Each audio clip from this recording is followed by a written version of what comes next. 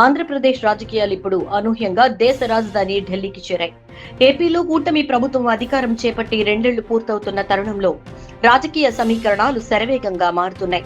ఒకవైపు అధికార కూటమి 2029 ఎన్నికలే లక్ష్యంగా తమ వ్యూహాలకు పదును పెడుతుంటే, మరోవైపు ప్రతిపక్ష వైఎస్ఆర్ కాంగ్రెస్ పార్టీ కూటమి ప్రభుత్వాన్ని ఇరుకున పెట్టేందుకు సరికొత్త పంథాను ఎంచుకుంటోంది.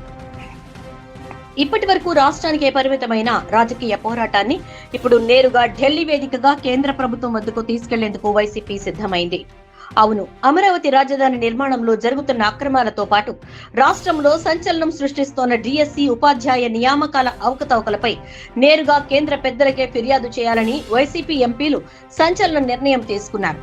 అసలు వైసీపీ ఢిల్లీ వేదికగా సిద్ధం చేసిన ఆ వ్యూహం ఏంటి? కూటమి ప్రభుత్వాన్ని టార్గెట్ చేస్తూ వైవి సుబ్బారెడ్డి చేసిన ఆరోపణల్లో నిజమెంత? ఈ వీడియోలో పూర్తి వివరాలు క్లియర్ గా తెలుసుకుందాం. ఈ వ్యూహంలో భాగంగా వైసీపీ ప్రధానంగా గురిపెట్టింది ఆంధ్రప్రదేశ్ ప్రతిష్టాత్మక ప్రాజెక్ట్ అమరావతిపైనే.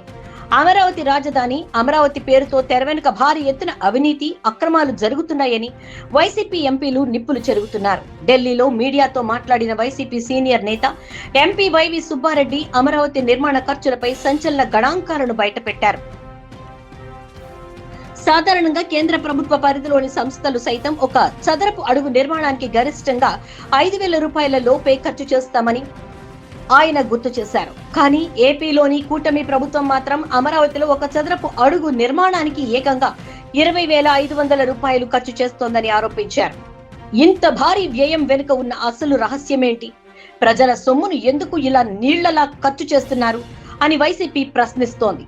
కేవలం తెలుగుదేశం పార్టీకి సంబంధించిన సానుభూతి పరులు, వారి స్వప్రయోజనాలను కాపాడే రియల్ ఎస్టేట్ సంస్థల కోసమే ఈ భూ కేటాయింపులు, ఈ భారీ కాంట్రాక్టులు జరుగుతున్నాయని వైసీపీ నేరుగా ఆరోపిస్తోంది. అందుకే అమరావతిలో జరుగుతున్న ఈ ఇన్సైడర్ ట్రేడింగ్, భూ కేటాయింపులు మరియు నిర్మాణ వ్యయంపై కేంద్ర ప్రభుత్వం తక్షణమే స్పందించింది. ఒక సమగ్రమైన దర్యాప్తు జరిపించాలని వైసీపీ ఎంపీలు డిమాండ్ చేస్తున్నారు. వైసీపీ కేవలం అమరావతి అంశానికే పరిమితం కాలేదు. రాష్ట్రంలోని లక్షలాది మంది నిరుద్యోగుల జీవితాలతో ముడిపడి ఉన్న డిఎస్సి ఉపాధ్యాయ నియామకాలను సైతం అస్త్రంగా మార్చుకుంది.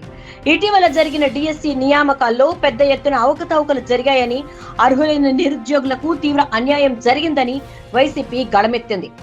డిఎస్సి పరీక్షల నిర్వహణలోనే కాకుండా పేపర్ లీకేజ్ కూడా జరిగిందని వైవి సుబ్బారెడ్డి సంచలన ఆరోపణ చేశారు. మెరిట్ ఉన్న అభ్యర్థులను పక్కన పెట్టి తెలుగుదేశం పార్టీకి అనుకూలంగా ఉండే వారికే ఉద్యోగాలు ఇచ్చుకున్నారని వైసీపీ అంటోంది. ఇంతేకాదు, స్పోర్ట్స్ కోటా పేరుతో అసలు అర్హత లేని అనర్హులకు సైతం ఉపాధ్యాయ ఉద్యోగాలు కట్టబెట్టారని, ఒక్కొక్క డిఎస్సి ఉద్యోగాన్ని ఏకంగా 10 లక్షల నుండి 15 లక్షల రూపాయలకు అమ్ముకున్నారని వైసీపీ ఎంపీలు తీవ్ర విమర్శలు గుప్పించారు. రాష్ట్రంలో ఉన్న విద్యా వ్యవస్థతో పాటు అన్ని వ్యవస్థలు అవినీతిమయమైపోయాయని వారు మండిపడుతున్నారు.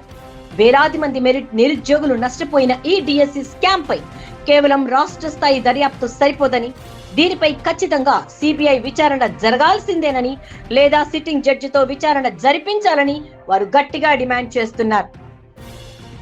ఈ అవినీతి కేవలం డిఎస్సికే పరిమితం కాలేదని, రాష్ట్ర వ్యాప్తంగా జరుగుతున్న అవుట్ సోర్సింగ్ ఉద్యోగాల భర్తీలోనూ ఇదే తంతు నడుస్తోందని వైసీపీ ఆరోపిస్తోంది. ఎన్నో ఏళ్లుగా నమ్ముకుని ఉన్న వేలాది మంది మెరిట్ అభ్యర్థులను తొలగించి ఆ స్థానాల్లో కేవలం టీడీపీ సానుభూతి పరులకే అవకాశాలు కల్పించారని సుబ్బారెడ్డి చెప్పుకొచ్చారు. రాష్ట్రంలో సాగుతున్న ఈ దారుణమైన పాలనపై కేంద్ర ప్రభుత్వానికి కళ్లు తెరిపించేలా ఫిర్యాదు చేయడమే కాకుండా క్షేత్రస్థాయిలో ప్రజల్లోకి వెళ్లేందుకు వైసీపీ సిద్ధమైంది. ఇందులో భాగంగానే వైసీపీ అధినేత వైఎస్ జగన్మోహన్ రెడ్డి త్వరలోనే జిల్లాల పర్యటనలకు రూట్ మ్యాప్ సిద్ధం చేసుకుంటున్నారు. ప్రభుత్వ వైఫల్యాలను ఎండగడుతూ జనంలోకి వెళ్లేందుకు వైసీపీ క్యాడర్ రెడీ అవుతోంది. మొత్తానికి చూస్తే ఏపీలో కూటమి ప్రభుత్వం 2 ఏళ్ల పాలన పూర్తి చేసుకున్న తరుణంలో అటు 2029 ఎన్నికలను దృష్టిలో పెట్టుకుని ఇరు పార్టీలు ప్రతివ్యూహాలతో సిద్ధమయ్యాయి.